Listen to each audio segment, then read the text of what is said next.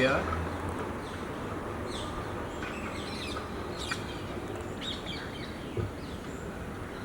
Being the first and a Sunday, my mom just left for church, so we just had a small celebration on the balcony.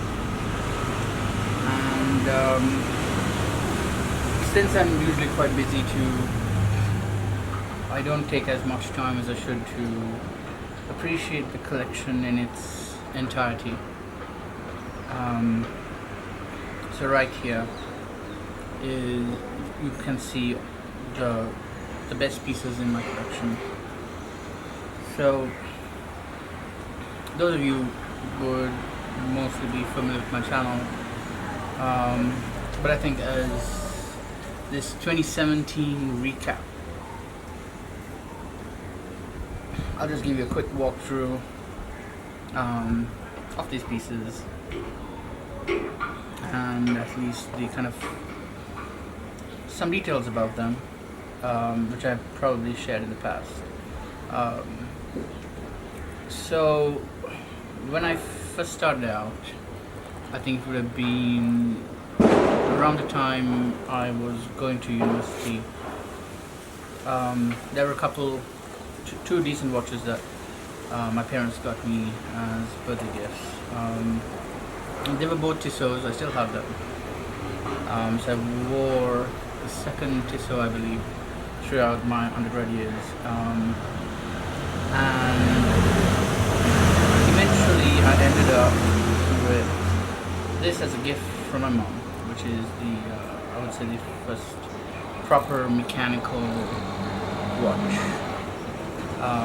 This is the Omega Speedmaster. It says here the first and only watch worn on the moon. This is called the Sapphire Sandwich because it's got a sapphire crystal display back, and the front crystal is also sapphire. And this was the start of my interest in the Speedmaster series. And having gotten this piece, I later on ended up having, I think, around 8 Speedmasters, including this one. And I basically built up a collection that had a wide range of movements,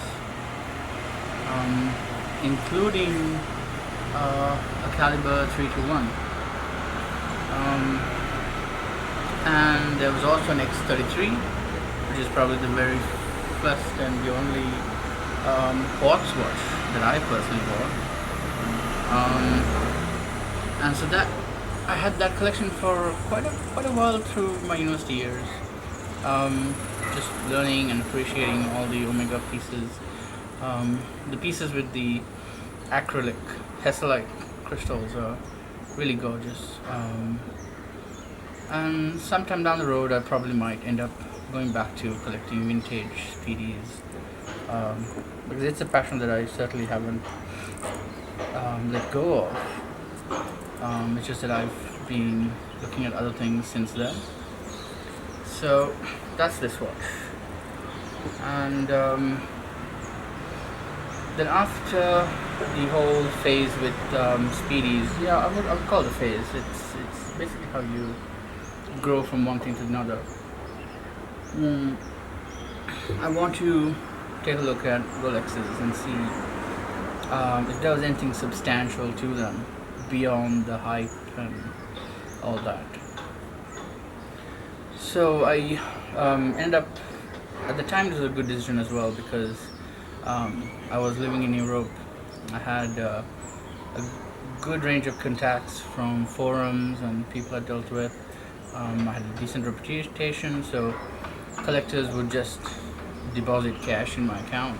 They would wire it, and I'm not even, half time I'm sometimes in Sri Lanka, I'm sometimes in London, I'm sometimes in Switzerland, and they just wired me the cash because they know that I'm not someone who's going to run away with their cash. I had I still have quite a few great references within those communities. but I would say I have not sold or bought watches in a very long time, but I still do have those contacts. And if you're one of them, hi, and thanks again for entertaining my crazy stuff. And when I say that, it's because there's some people I would sell a watch to, and I tell them, look, if you ever feel like selling it again, let me know so that I have the chance to buy it back. And that's usually what I would tell anyone. And most are nice enough to say, hey Mike, I'm selling a piece that I got from you. Do you want it? If so, it's like, you have it's yours.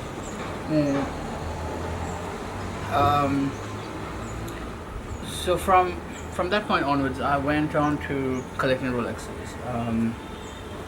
The first one I got was the Sea Dweller. It's not the Deep Sea, the earlier one with the classic hollow bracelet. The Sea Dweller.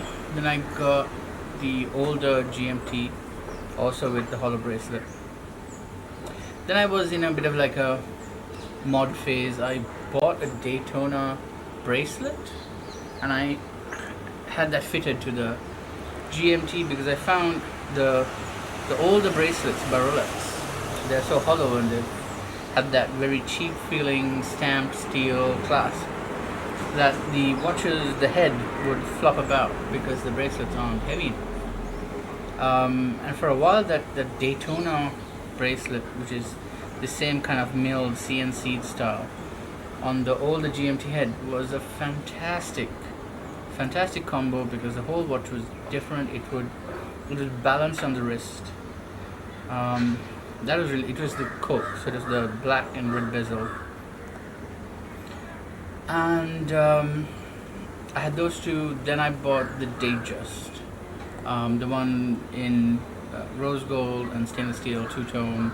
That was my very first two-tone watch with the pink dial with diamonds.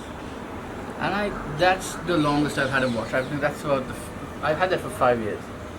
And that's the only Rolex that stuck around while I started transitioning and looking at more interesting pieces up the ladder, at least. And so those were, and okay, I'm sorry, I left one out. There was the same watch as this, the GMT 2C, but it was the yellow gold and stainless steel combo. So this is actually my second GMT 2C of the same kind of watch. The movement on this is probably more updated and advanced, but Rolex has all those improvements over the years. But generally, it was the same exact watch, ceramic bezel, all that. And then it was, as I recall, 2011, sometime around November, I bought two Audemars Piguet watches. The rose gold version of this exact same watch, 15303 OR, has been reviewed on my channel, so you've seen that. Oops, it's upside down. Yeah, it's a champagne, I swear. And so this is the 15300 ST. So this is not the latest version. You'll notice there's a AP logo at the top, and the date wheel is in white. Those are two of the giveaways. So this is the older model and not the newer range where they've matched the color of the date wheel with the dial, and they've moved the AP emblem below, and they've got two double indices to mark 12 o'clock. Well, those are just some of the new changes on the newer model, at least. But this is still a fabulous AP Royal Oak, and quite frankly, this is easily my favorite watch right now. And you just check out that rotor. I don't spend enough time looking at it. So that's that one. So I got those two watches. What else did I have at the time? Oh, I had the Datejust was still in the collection at the time.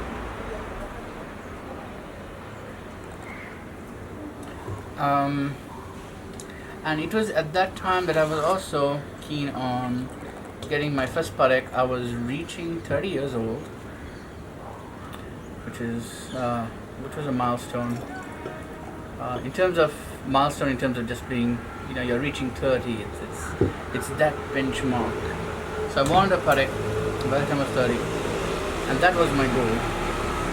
And so I worked to that end, and in 2012, I ended up selling the rose gold AP, since having two watches that were pretty much identical didn't make much sense, and I found I was wearing this one a lot more, given the bracelet and the fact that I returned to living in Sri Lanka, the tropics, the humidity. I found that I favored pieces with bracelets more during the day due to the sweat factor. But I do also want to keep pieces on, or have pieces on little straps. So I decided to keep this, part with the AP. I parted with the Datejust as well. And then in Singapore, in 2012, I believe this was 2012 August, I picked up the annual calendar. No, actually, let me go back. The story was I actually had the Calatrava, the 5127R. It was reserved. They had it specifically reserved for a couple of months, as I recall. When I already made the travel plans, and I said, look, I'm coming to pick this piece up. And I actually went with the intention of buying this watch. But at that time, I was like, is there any chance that you have an annual calendar in stock? And do you have the 1546? Sorry, the 546. And they were like, hang on, let us check. And they brought this out. And once I wore this piece compared to this piece, it was an interesting choice, because this was more substantial in terms of the engineering, the complication itself, that this watch represents. And getting rather windy. And so I was like, okay, I'll take this one. And so that was my very first Patek. And I've been wearing it every day since. And when I'm not wearing, which is pretty rare, so I would say this for the last roughly 2 weeks, so it's about a week and a half, this has been on the winder. It's the first time this has been the winder in a very long time. And for the first of the year, it's going on my wrist. I just took it off the winder, and this will be back on my wrist on its daily rotation. Fully wound. It's got first of the month. It's showing the Sunday. It's a January. The moon phase is synced up. I won't have to do anything till end of February, where I would need to readjust it to correct for date change. And later on, and then it was, I think, end of 2015 that I ended up buying the GMT. I procrastinated all this. Oh, and in May 2013, I did a trip to Geneva to the salon. I think it was like the second trip I had made, second or third trip, and I think it also was my third visit to the Patek Museum, and this was held on reserve. This watch was discontinued about a month before, and so this was like one of the very last pieces from the manufacturer to be sold, or at least that's what they told me. But it is still such a beautiful piece. I've been looking to sell this, and I received quite a few lowball offers, and then I did receive a generally fair offer, I would say. But I'm still not 100% sure that it's a piece that I want to part with.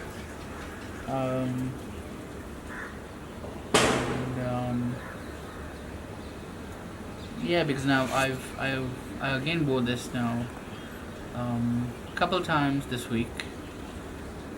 That's the most it's been worn in the entire year. Fair enough. But I think I'm just going to start wearing this a lot more. It's a shame to leave this in the bank vault, given it's a nice change from the complicated face. So yeah, that's those two pieces right there. And so just to get the timeline right, so it was the annual calendar, then the Calatrava, and then I ended up with the GMT.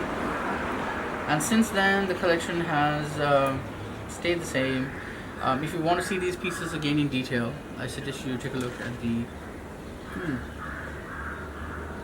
SOTC State of the Collection video for 2016, which is on my channel.